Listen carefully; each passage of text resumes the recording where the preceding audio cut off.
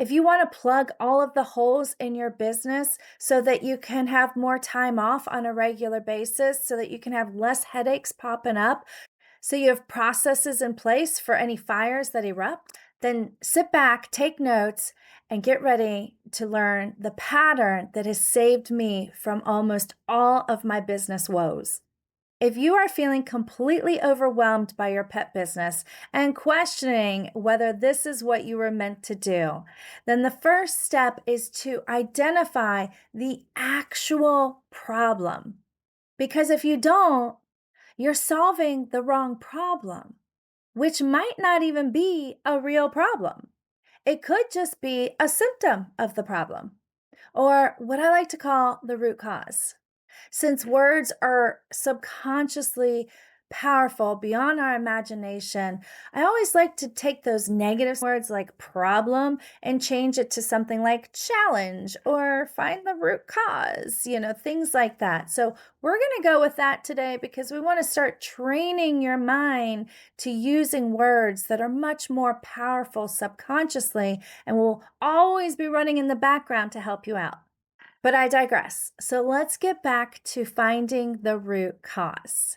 Now, if you're a woman, chances are you're going to need to verbalize or write out all of the issues, all of the things that are driving you crazy, that are making you pull your hair out. Is it customers calling for last minute requests? Is it team members calling off all of the time? Is it that you are not getting enough money each month? Is it that you don't know how much money you're going to make each month? There's a whole host of issues, right?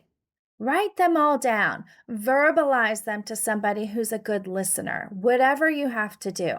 This is really great because it helps you identify the symptoms surrounding the root cause. Now, I'm not saying that's easy to do. Yes, it's easy to vent, like a brainstorm venting session. That's super easy and maybe a little cathartic for a second, as long as you don't get all worked up again.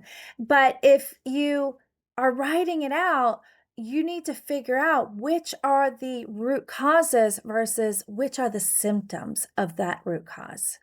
There could be a lot of big roots that seem like could be the root cause, but they aren't. So pay attention, go slow, and be careful. Think it through. And here's the trick.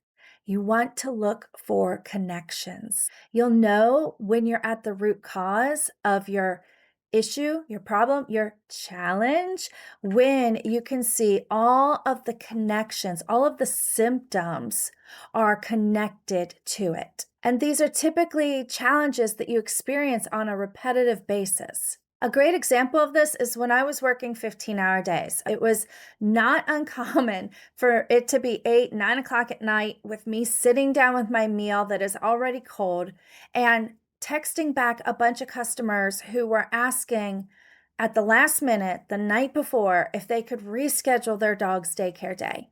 And I would be sitting there trying to rework the schedule and see what days I had available and make sure their dog would be okay with the other dogs on that day. And now I have to go and ask my team to change their shifts up, possibly, because that changes everything as far as my needs for each day.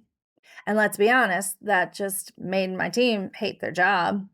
And on top of it, I never even got to eat a hot meal in peace. So reschedules were definitely one of my root causes causing all these additional symptoms.